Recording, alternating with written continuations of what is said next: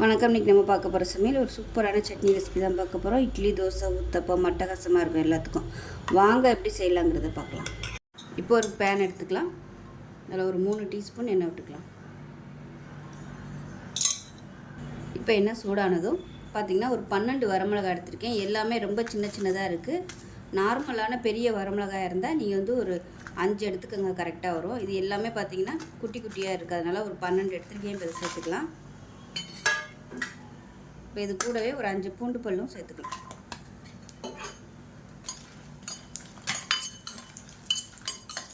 இது கூடவே ஒரு கொத்து கருவேப்பிலையில் இந்த எண்ணெயில் சேர்த்துக்கலாம்.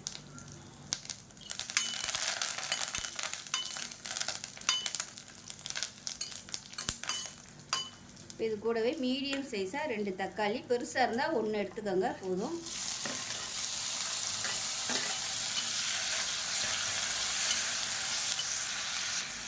தக்காளி வதங்குறதுக்கு உப்பு சேர்த்துக்கலாம்.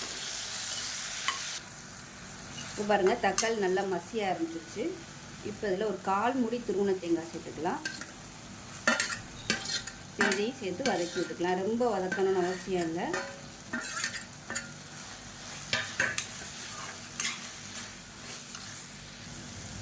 இப்போ தேங்காய் சேர்த்து ஒரு செகண்ட் வதக்கினா போதும். இப்போ நான் அமர்த்திட்டேன். இப்போ இதில் ஒரு கை அளவுக்கு பொட்டுக்கடலை சேர்த்துக்கலாம். இந்த அளவுக்கு சேர்த்துக்கோங்க. இது ஒரு 2 டேபிள் ஸ்பூன் வரும், அவ்வளோதான். அதை சூட்டிலே இதையும் போட்டு பரட்டி விட்டுக்கலாம். இப்போ இது நல்லா ஆறிடுச்சு. ஒரு மிக்ஸி ஜாரில் சேர்த்துக்கலாம். சேர்த்துட்டு நல்லா நைஸாக அரைச்சிக்கணும்.